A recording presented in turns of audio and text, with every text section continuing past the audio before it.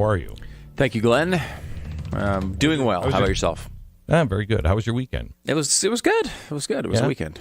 Yeah. Weekends are good. It was a weekend. Okay, good. How about you? Well, thanks. No, it was very good. But I want to, first of all, thank you for sharing something so personal and deep as your rundown of the weekend. It was great. Let me go to Jason. Hello, Jason. Hey, Glenn.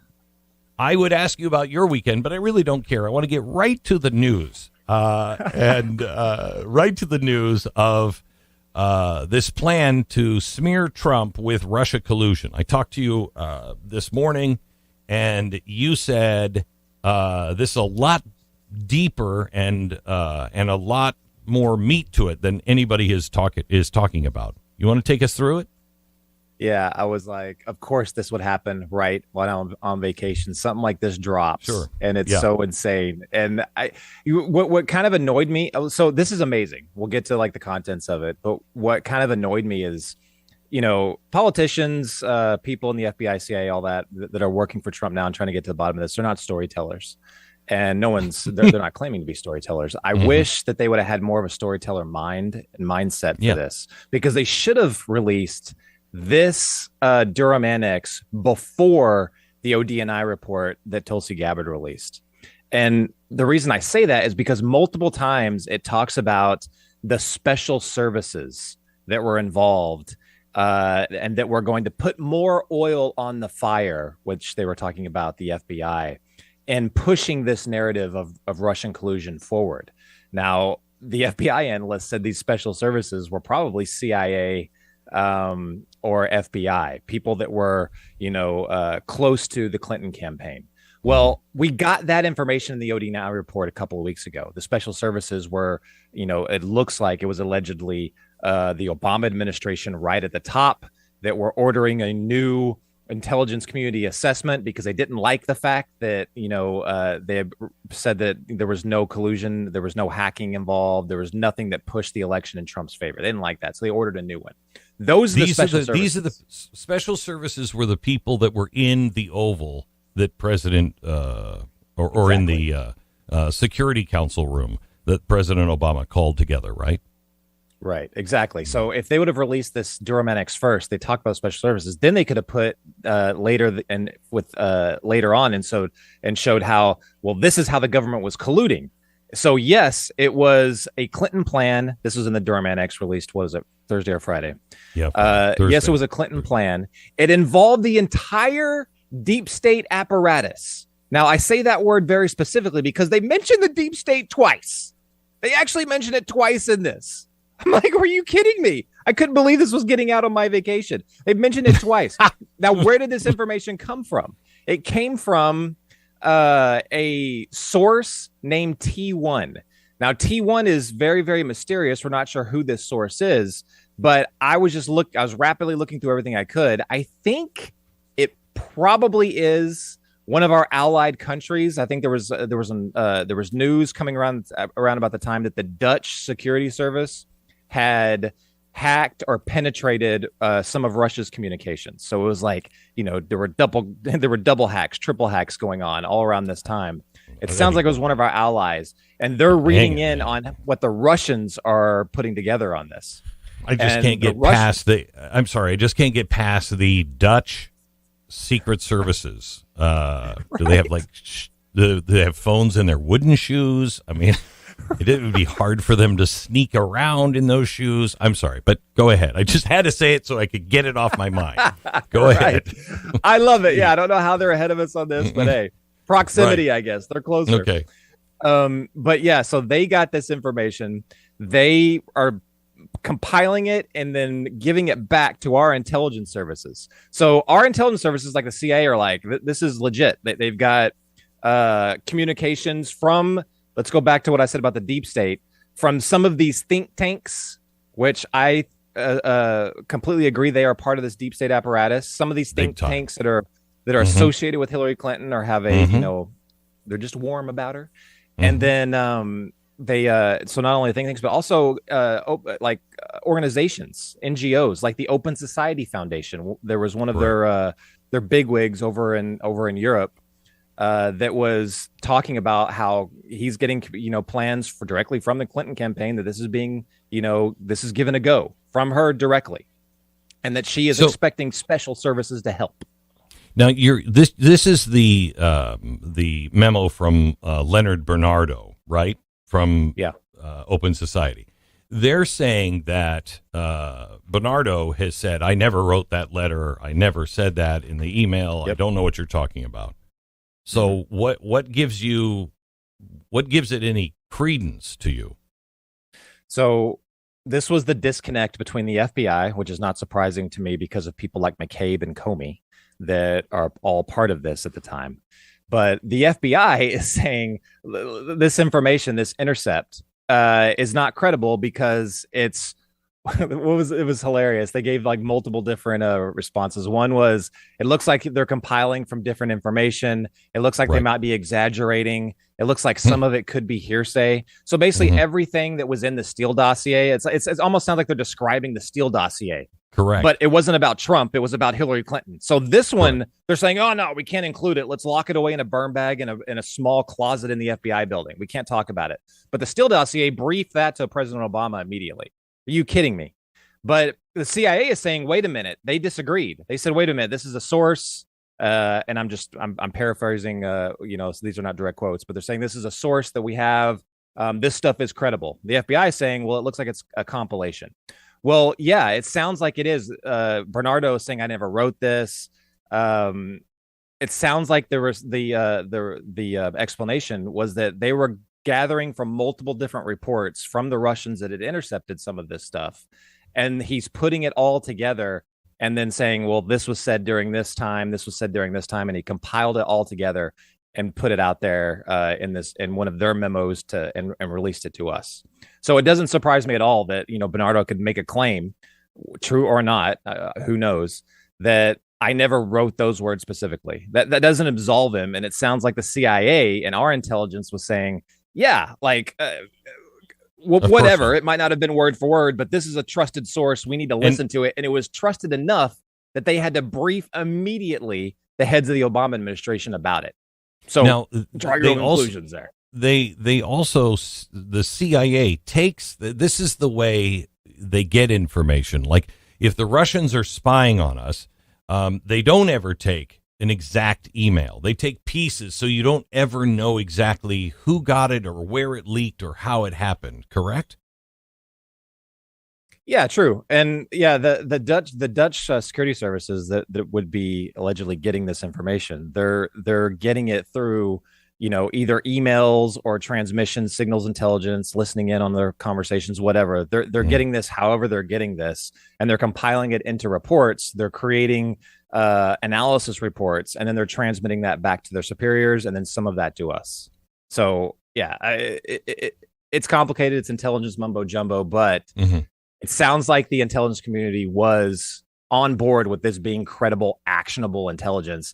But the FBI, for some reason, was like, let's not pay attention to this. Let's lock it away. But the interesting thing about a lot of this, Glenn, was it kind of irritates me how even today, how we're responding to this, because we're still giving the Democrats, I guess, it's like a political smokescreen. You really have to look into what was freaking the Democrats out and the deep state, which again mentioned twice in this memo, what was freaking them out. It wasn't just random stuff about Trump and Russia, which that stuff was all made up, which we now know. But it was everything that was going on at the time. Now, what was going on at the time? They were concerned, and it mentions in this memo, all the distracting away from Hillary Clinton's emails and what was inside those emails. Now, what do we know? Well, we also know that it wasn't just Hillary Clinton's emails that were hacked. Remember, there were the DNC leaks. There were the Podesta email leaks. There were all these other leaks, which included information like the DNC basically rigging their election, getting rid of Bernie Sanders because they really wanted Hillary Clinton to become president. Pick a scandal that Obama says he never had, like his drone strikes. That was in there. What was going on, Glenn, in Ukraine? That was also released in all of these hacks that they are now trying to distract away from. it also verifies something that we said was happening, where they were funneling all of this money through NGOs like George Soros. All of that stuff all of the connections were in this. Do we know who hacked her emails and who hacked her and who hacked the DNC? Do we know that yet? I think that specifically we need to go back and demand solid proof that it was the Russians. Now, I don't know if it was the Russians. It very well could have been.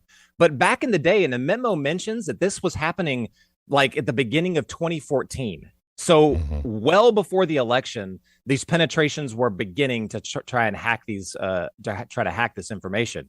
But if you look at news reports from back then, the speculation was wild.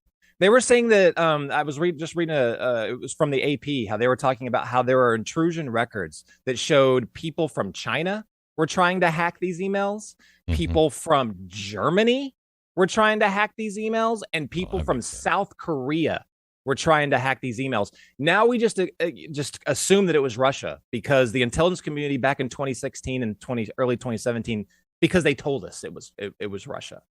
I think we have to go back and re-examine all of that, because how many hoaxes can we pull out of this? We're just accepting that one is true. It could be, but we have to look back. And there was larger speculation that was going on that was involved back during the time when this was originally happening. Stephen Miller, do we have the audio of Stephen Miller? Let's play this audio, what he said over the weekend, and then we'll take a break and come back with more with Jason. Here's the audio of Stephen Miller. The Russia collusion hoax against President Trump remains the single greatest hoax and the greatest assault on our democracy in the history of this country. There's no comparison. There's no parallel to anything else. It was a coup. And I'm using that term literally. It was a coup to overthrow a democratically elected government, a coup carried out by the intelligence apparatus of this country, by the deep state, by Hillary Clinton and the Democrat Party. The new information that has been revealed by the Director of National Intelligence and by the FBI eliminates any scintilla of doubt about the intention, the premeditation, the planning and orchestration of this conspiracy. It meets all of the criminal elements of a seditious conspiracy against the United States. It meets the criminal elements of an insurrection. It meets the criminal elements of a conspiracy against the government and the criminal elements of a conspiracy to deprive citizens of their civil rights under color of law. And I don't think he goes far enough on that, because he's only talking about one part. I think there's a prediction of mine made in 2009 that is about to come true. I said, if this administration is not held to account soon, this is 2009, in the end, we will find corruption that will make Watergate look like child's play. And it's not just this. As Jason just said, they are worried about all of the other stuff. It's not just Donald Trump they're worried about. They're worried about the exposure on all of the other things that were happening at the time, including Ukraine and Benghazi and all of that stuff. This is all tied to this. I'm convinced of this. We'll have more with Jason in just a minute. First, let me tell you about our sponsor. Our sponsor is the Byrna launcher. No, I'm sorry. It's LifeLock. You can do everything right. You can have strong passwords, two-factor authentication. You can shred your email, ignore pushy and phishing texts.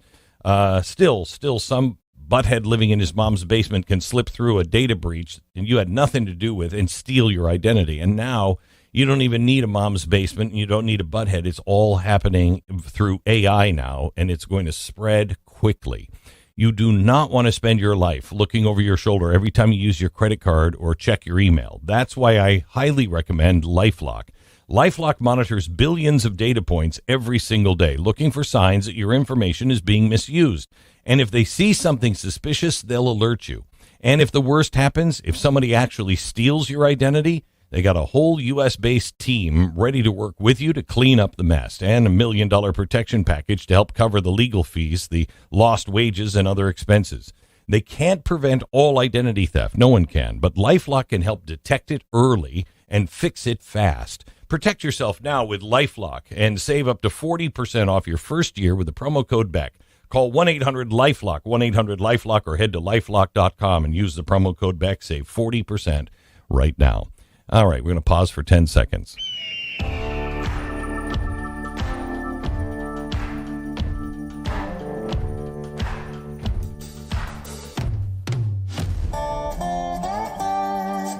So, Jason, welcome back to the program. I want to I want to share something that Molly Hemingway wrote this weekend, and see if you just get your response from this. Special Agent Peter Strzok and his mistress, FBI lawyer Lisa Page, we remember them, they sued the Department of Justice over the release of messages detailing their role in pushing the Clinton campaign's Russian collusion hoax. They said the release of the messages were written using government resources and it violated their privacy. The Biden administration rewarded the duo with lucrative payouts. He got $1.2 million in taxpayer funds, and Page received $800,000 in the settlement. And I remember being pretty outraged by this. Well, now we know that it was Brian Netter, the Deputy Assistant Attorney General. He was the individual that approved the settlement. Because remember, we were asking that at the time, who did this? Well, Nutter currently serves as the legal director of Democracy Forward, a Democratic Party affiliated group that was launched in 2017 to fight President Trump with lawfare. Mark Elias also chairs the board of Democracy Forward. So now I just want you to watch this web. Elias was the Clinton campaign general counsel. He signed the checks for the Russian collusion hoax. It was all run through Elias's law firm as legal services. Clinton was fined only $113,000 for false claims she made to hide her role in this. Elias also ran Democrats' legal's effort to destabilize the 2020 elections with sudden expansion of unsupervised mail-in balloting operations. Remember that? Also, other board members of Netter's group include former Clinton campaign manager John Podesta, the former Biden chief of staff Ronald Klain, and the former leader of the Democratic Senatorial Campaign Committee, Minnie Myers. Netter worked for Merrick Garland's Department of Justice through 21 to 25. He was also on a committee comprised of only members appointed by Nancy Pelosi. Also, he married the Democratic lawyer and activist Karen Dunn, who was married by Merrick Garland. She worked for Hillary, and she also started a law firm with Jeannie Rhee, who worked on the Russian collusion hoax. Glenn Beck. It's one amazing web. All right, let me tell you about our sponsor this half hour. It's My Patriot Supply. If you've been paying attention to the news lately, you know something is different this summer. It's not just hot, it's unpredictable. Flash floods hitting places that never used to have floods. Roads are washed out, supply lines cut, entire neighborhoods underwater, and then the system gets stretched too thin and you start to see the same image. People standing in line, waiting for food, waiting for water, waiting for the government to do something. We'd all like to believe that if something went wrong, something big, someone would be there to step in. But if you're not in Florida or Texas, good luck with that. The truth is, the people who make the promises aren't always the ones who show up. In the middle of a crisis, that's a terrifying thought. So prepare now with emergency food. You can stock up on emergency food, and right now, My Patriot Supply is giving away 4 weeks of emergency food. Just go to mypatriotsupply.com, claim your free 4-week food supply, and join the millions of Americans who are prepping with My Patriot Supply. It's a free 4-week food supply that you can claim today at mypatriotsupply.com/Glenn. That's mypatriotsupply.com/Glenn. We'll have all this information up on glennbeck.com and get the free email newsletter. It covers all of it. Sign up now. It's at glennbeck.com.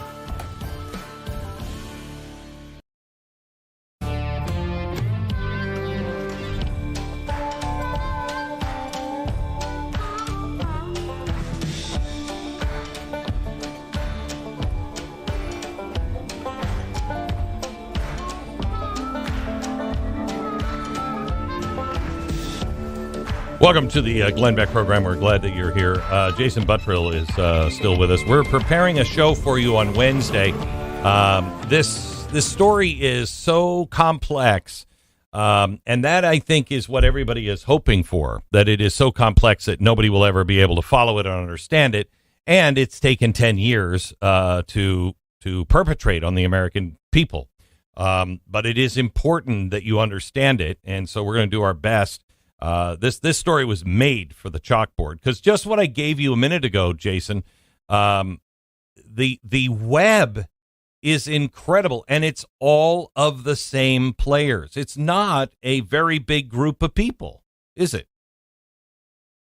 Not a very big group of people, but they are spread out and they're all over the place within the government. And what I love about this whole thing, as awful as this entire scandal is, like, so you have this, the thing you just mentioned, you have this DOJ official giving payouts to two of the big players that were involved in this entire hoax. Payouts. What does that do? That is basically a warning.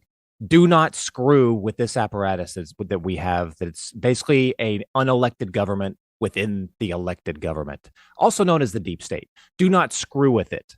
That was a punishment to everyone else, saying, look what can happen to you. And then this guy just runs off and he joins another part of the entire deep state apparatus. What I love about this is that the Trump administration is exposing the deep state. Used to be this thing where, like, oh, we just talk about it and people would criticize us and say they're just saying that when they don't know who to blame. Well, no, we know exactly who to blame through this. We can map out the entire deep state off of this. It's just how they operate. It's think tanks, it's NGOs, it's organizations like the Open Society Foundation, it's special services within the government. I think in the past, where the Obama administration went wrong is the special services shouldn't have been so obvious with the support of their president at the time, Barack Obama, who directly intervened and got involved, allegedly, on this. I don't think that has ever happened before in this manner, but now we have all the information. It's being released bit by bit by bit.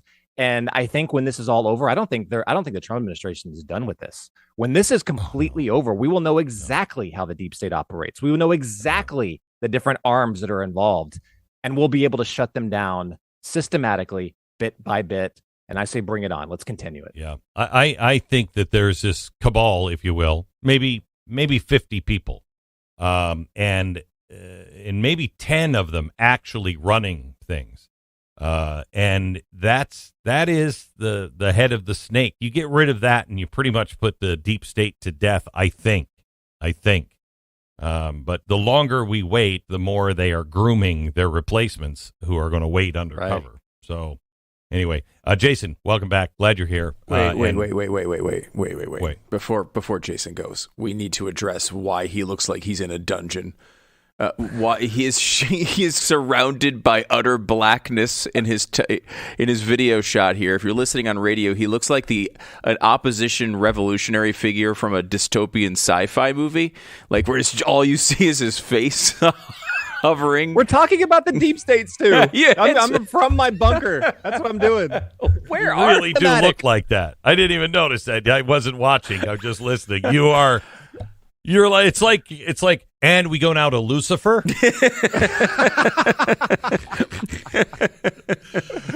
Shut up, Stu. I feel like the people who have designed your shot are the same people who designed the shot for the Biden speech he did in front of that red wall. Yeah. That looked like he was directing from hell. Yeah.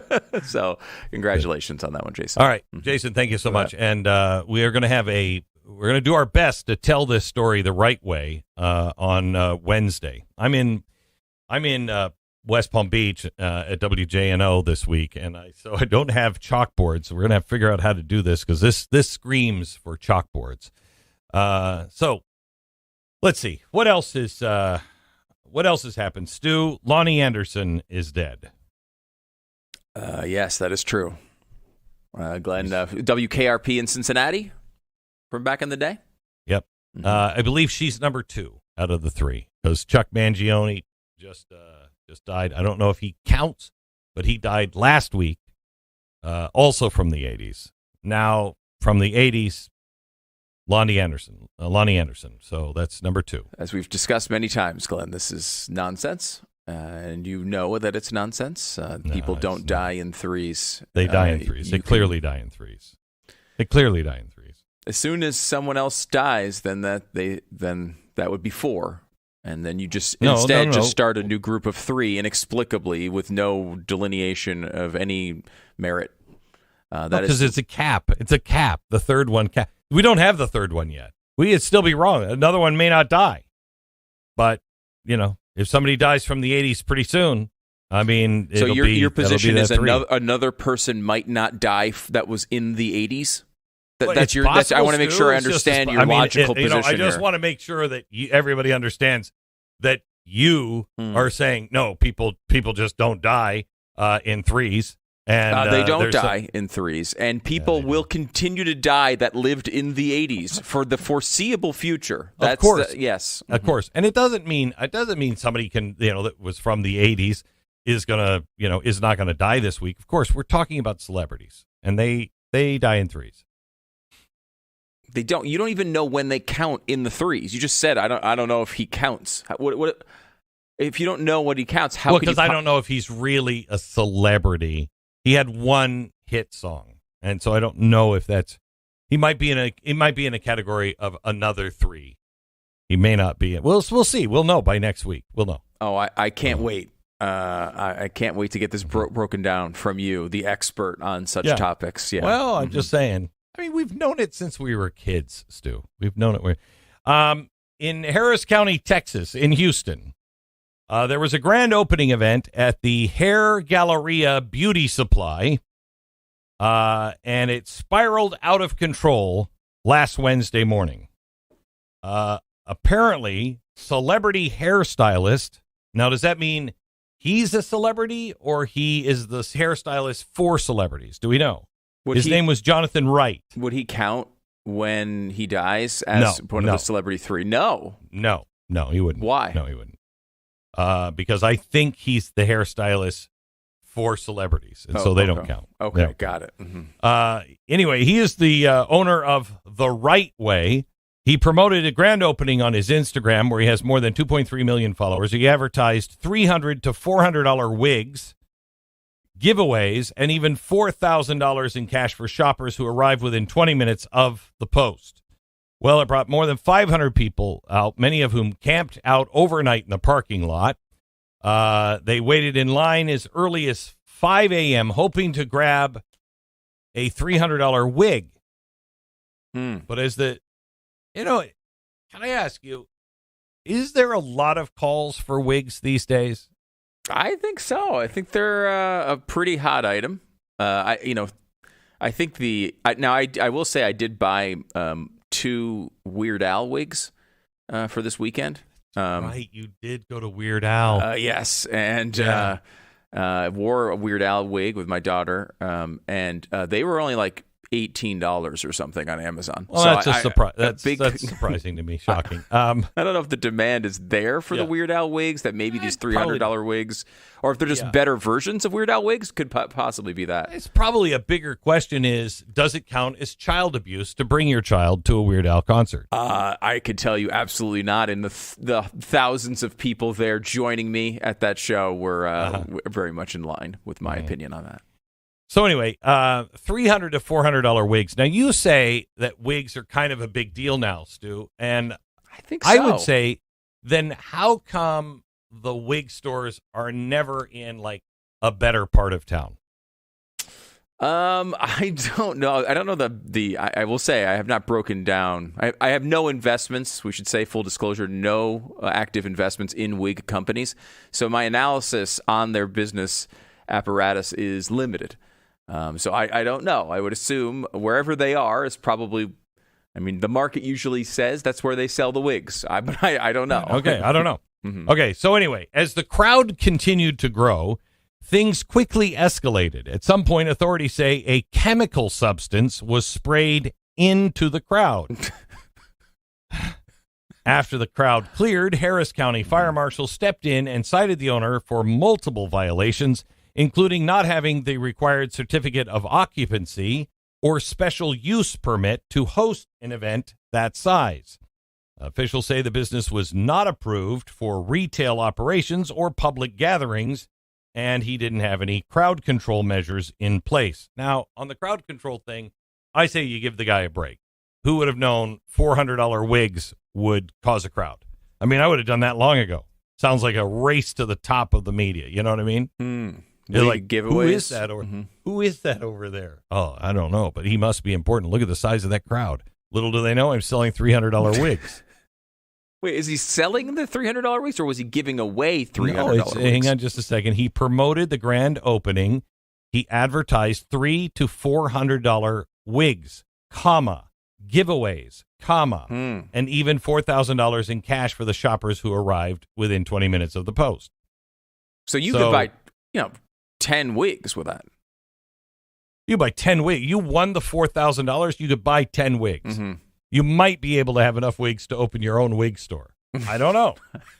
Is that the desire of the people buying the wigs? They want to open up their own wig store at some point? If you could buy a $400 wig and sell it for $700, yeah, I do. Think of the money you're making. Yeah, you know absolutely. What I mean? Anyway, the store had been ordered to stay closed for at least 8 weeks until it could attain the proper permits and undergo inspections, but he didn't do that. He continued to promote.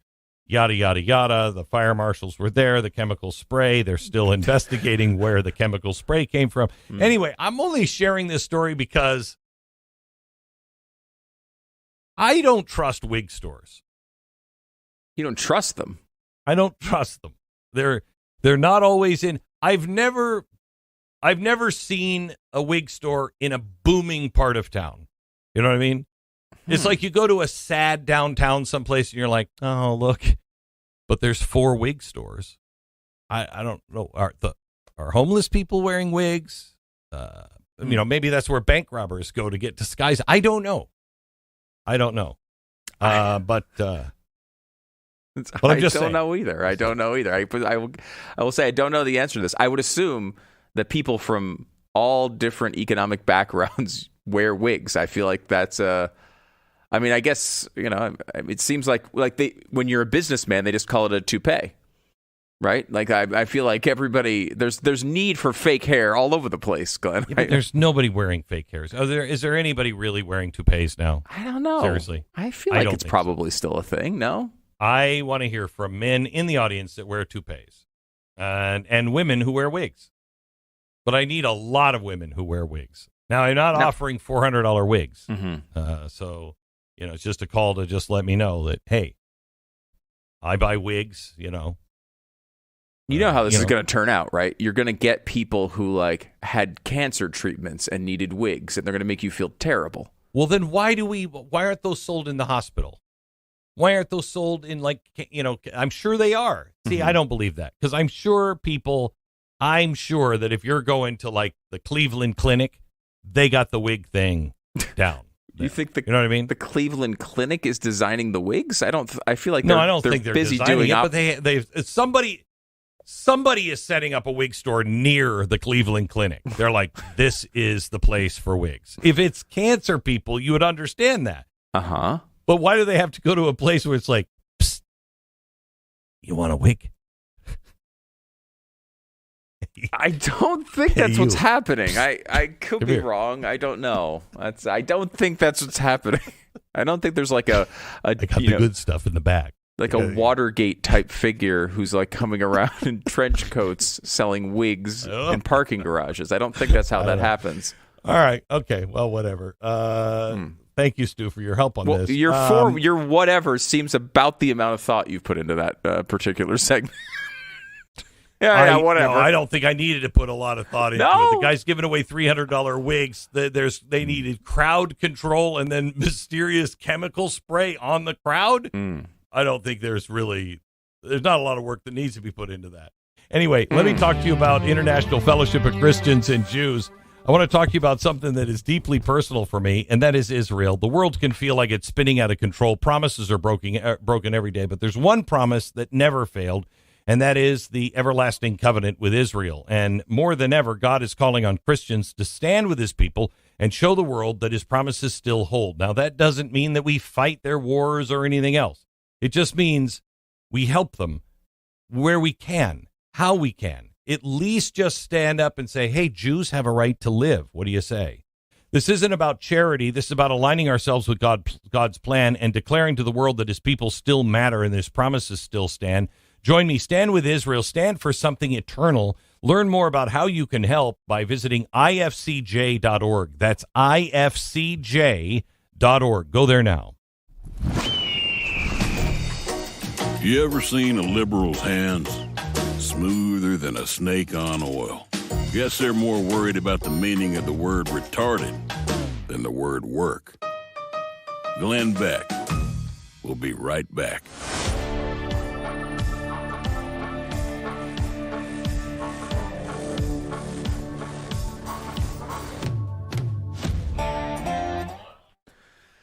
So if you want to be healthy, somebody's probably told you to try fish oil, right? It's been the go-to omega-3 supplement for years and years and years and years. And chances are you might have taken it yourself or at least thought about it.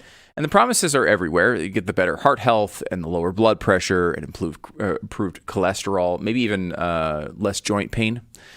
Yet for a whole lot of people, those benefits never seem to materialize.